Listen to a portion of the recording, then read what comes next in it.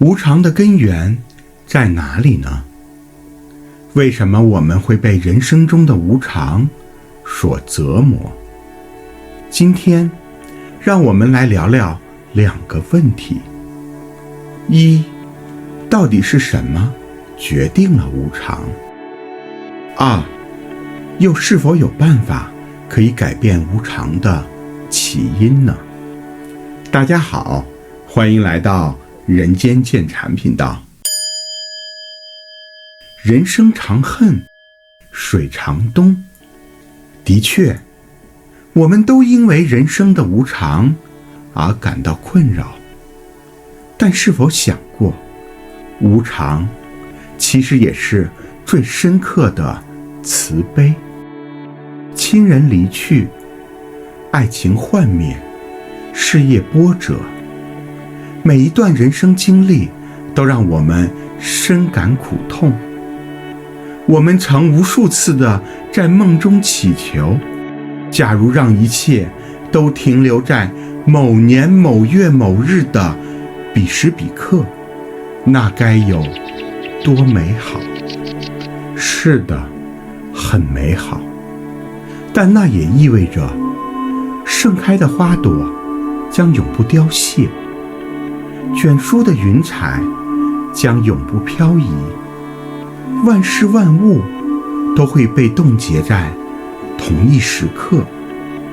那么心中永不消散的不仅仅只有喜乐，也会有哀愁和苦痛。宇宙如果一成不变，看似永恒，但实际上也永远失去了生机。在印度尼西亚的原始岛屿上，直至现在还流传着一则古老的神话。相传在很远很远的过去，人类的先祖向上天的神灵祈求，于是神灵扔下了石头，先祖却很失望，因为石头冰冷坚硬，所以先祖再一次对上天的神灵苦苦哀求。这一次神灵扔下了香蕉，柔软甘甜，人类的先祖很喜欢，于是就选择了香蕉。可他不知道的是，他此时选择的同时也是人类未来的命运。从此人类的命运变得丰富而多彩，但同时也会像香蕉一样从生到死，转瞬即逝。这是一个有趣的故事，同时也隐约对应了禅理。在无常系列的第一期，我们就谈到了无常就是宇宙的本质。佛学认为世间没有什么宿命，无常就是世界的真相。一切事物都处于变化之中，无时无刻不曾停歇。那让我们回到本篇的开头，无常的根源在哪里呢？佛学能带给我们怎样的答案呢？顺化生死，骨盆儿歌。2000多年前的一天，战国时期梁国的前宰相惠子一大早就走在路上了。这个老头子要去看望另外一个老头子，那个和他打了一辈子嘴仗，包括辩论鱼啊到底快乐不快乐的那个老头子庄子。其实这次的拜访挺伤感的，因为庄子的结发老妻去世了。可到了地方之后，惠子却十分吃惊，因为庄子此时正蹲坐在那里，敲着瓦盆放声歌唱。惠子有点生气，人家和你过了一辈子，生儿育女，你不哭就罢了，这么做太过分了。庄子停了下来，眼神变得迷离起来。你错了，一开始我怎么可能不悲伤呢？可我想明白了，它本来就没有生命，甚至也没有形体，更甚至连气也没有。就在恍惚之中，有了气，就有了形体，就有了生命。现在又死了，就如同春夏秋冬的自然规律一样，睡在了这天地之间的大房间中，我还难过什么呢？你可能会问，明明是人间见禅，怎么会讲起道家庄子了？可这个故事本身，难道不就充满了禅意吗？要知道，佛学在印度诞生，却也在印度隐灭。佛学在到达汉地之后，便和我们原本的智慧互相结合，从此汉地佛学流传千年，蔚然大观，释、道、儒一起成就了我们的精神内核，并且这个故事还指出了决定无常的组成部分之一，那就是偶然性。如果了解我们之前讲述过的内容，便知道这便是缘起。世界上的一切事物因缘而生，因缘而起，也就是一切有为法因缘和合，包括无常本身，也就是在缘起的作用下得以发挥作用。但无常只能由缘起来决定吗？倘若这样，那么人生中的一切就只能寄托于虚无缥缈，这自然又会陷入到消极主义。可佛学并非是消极的哲学啊。无常的另一个组成部分，那就是必然性。用我们都熟悉的那个词，那就是业力。什么是业力呢？业其实是个中性词，比如事业，比如家业，比如学业。但在佛学里，一切由于身、口、意，也就是行为、言语、思想所带来的结果的体现，那就是业力。也就是说，业力就是因果的积累。偶然的缘起，再加上必然的业力，这才是无常的全貌。只单纯认识其中的一面，都是对无常的无知。如何理解这两方面的关系呢？让我们接着聊。无常的全貌。曾经有过这样的一句话：改变能改变的，接受不能改变的，是这样吗？一，如果只把无常过多地寄托于偶然的缘起，就如刚才所讲，人必定会陷入到消极主义的境地，余生就只剩下蹉跎。佛学并不是消极主义，无常是可以改变的。这一点其实并不难以接受，难的是下面。二，如果只把无常过多地寄托于必然的业力，也同样是一种错误。身处汉地的我们，几千年来的春种秋收，是最信任土地力量的民族，所以也就天然地相信因果业力。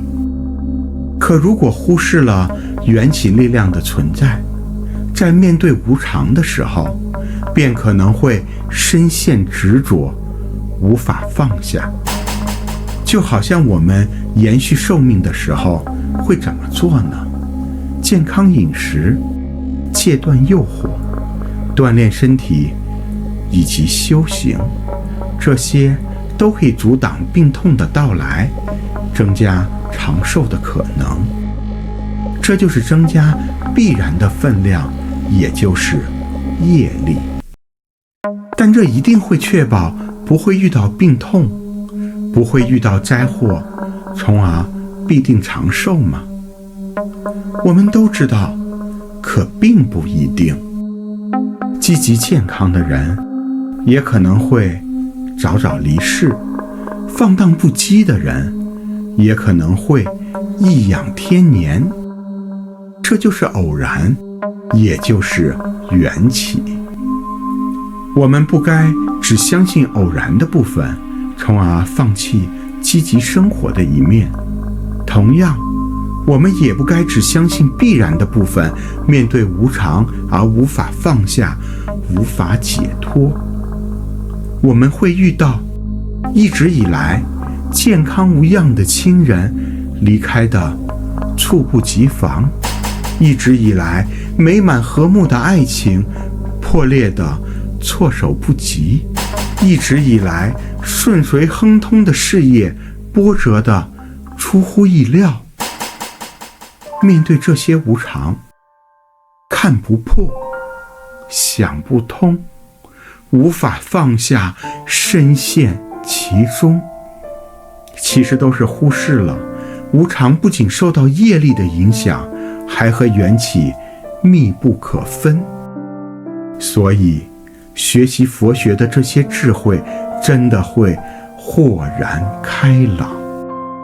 在今天的剩下时间，我们会单拿出无常中的业力，再好好来聊一聊，可能会给你带来十分特别的、完全崭新的启发。自业和他业。有这样的一位职场人 A 先生，工作勤勤恳恳，兢兢业业，受到大家的一致肯定。可是现在 A 先生失业了。为什么 A 先生会失业呢？是因为公司不需要他了。为什么公司不需要他了？是因为公司经营发生困难了。而为什么公司经营困难了？这就是一个复杂的问题。行业已经进入到了下一个周期，以及出现了国与国之间的贸易对抗，最终一层层波及，一步步传导，作为链条的最后一环， A 先生就失业了。我们刚刚说过，无常有偶然性的部分，那就是缘起。也许就是老板手指划过人员花名册的那一个念头， A 先生就失业了。但必然性的部分呢，也就是业力，又该如何解释呢？那就需要引出佛学关于业力的另外一个概念。业力会分为自业和他业。什么是自业呢？上面提到过，在佛学中，业力就是身、口、意的行为，以及随此行为延续的结果。身有3善业，口有4善业，意有3善业，总共10善业。我们看到，哪怕是在宗教学说之外，无论是在古代还是现代，这都是很好的道德约束以及社会责任。这可是一个很大很大的话题，我们留着后面继续讲。那什么又是他业呢？他业也叫共业，是群体或他人行为延续的结果。在遥远的古代，自业的作用远远大于他业。一个人的一生都在田间劳作，自给自足，与外界老死不相往来。而在现代呢，世界是一张密不透风的大网，每个人都深陷其中。他业的作用已经远远大于自业了。哪怕现代还继续做一个田间的农民，种子的来源、化肥的价格、期货的影响，又怎么可能独善其身呢？哪怕 A 先生一直以来对工作认真负责，对同事友好和善，这些自业的影响和行业周期的变化，国与国之间的贸易对抗，这些宏大的完全不可理解的他业相比，多么的渺小，多么的不值一提。那么面对他业的困扰，我们该怎么办呢？下面这个故事可能会给你一些启发。欲变而变，知变则变。在将近100年前的1931年，一个瘦削的青年抱着一块木板，已经在大海上漂流了一整天了。他当时脑子里在想什么呢？也许他想，自己年纪轻轻，何必如此折腾？17岁，中学还没毕业，就跟着兄长在上海开了电影公司。19岁，公司受到电影同行围剿，从上海转到新加坡。24岁的现在，远渡重洋去美国购买有声电影器材，却遭遇了海难。可他不知道的是，折腾的人生才刚刚开始。获救后，也就在其后的第2年，他25岁，918事变发生后，局势不稳，又从新加坡转到香港，周周转转多年。只可惜因为2战，电影事业始终大受影响。直到1957年，他已经50岁了，折腾其实才算刚刚开始。因为这一年，大名鼎鼎的邵氏兄弟成立了。这个人就是邵逸夫。可折腾结束了吗？当然没有。到了1970年，邵逸夫已经60多岁了，却又开始踏足电视行业。直到1980年，他73岁的时候，才成为 TVB 的实际掌门人。后面的故事，想必大家都很熟悉了。这个故事和他业又有什么关系呢？要知道，娱乐行业是最容易受到他业影响的行业。经济的变化、战争的冲突、技术的升级，每一项都会瞬息影响到娱乐行业。事业中频频面对他业影响的邵逸夫该怎么做呢？欲变而变。无论是从上海、新加坡再到香港的迁徙，还是戏剧到电影，无声到有声，黑白到彩色，再到电视和数字时代，邵逸夫的判断每一次都果断决绝。贤者欲变而变，智者知变则变，愚者见变不变。这句话来自《资治通鉴》。邵逸夫的形象非常有争议，他强势苛刻，锱铢必较，是个不折不扣的冷血商人。但同时，邵逸夫却将100亿家产捐出，在地图上布满了密密麻麻的逸夫楼，遍布大江南北的大学、中学、小学，这算是自业。面对他业，欲变而变，从不拖泥带水，积累自业，务实守拙，奠定了100年善缘。享年107岁的邵逸夫拥有一种大智慧。无常系列就暂时告一段落了。禅中说，当下即是，不要执着于过去的遗憾，也不要迷失于未来的幻想。正因为有了亲人的逝去，所以新的生命才会在时光的感召下咕咕落地。正因为有了旧情的幻灭，所以下一次心头悸动的时候会多出一分珍重。正因为有了事业的波折，才能让我们抓住行业规律，并看清人生真谛。无常就是生命的恩赐。后面我们将开启一个新的系列，如果还有其他感兴趣的话题，也请告诉我。今天就聊了这么多，请关注人间见禅频道，方便下次可以找到我。也请转发和点赞，这样可以增加我的权重。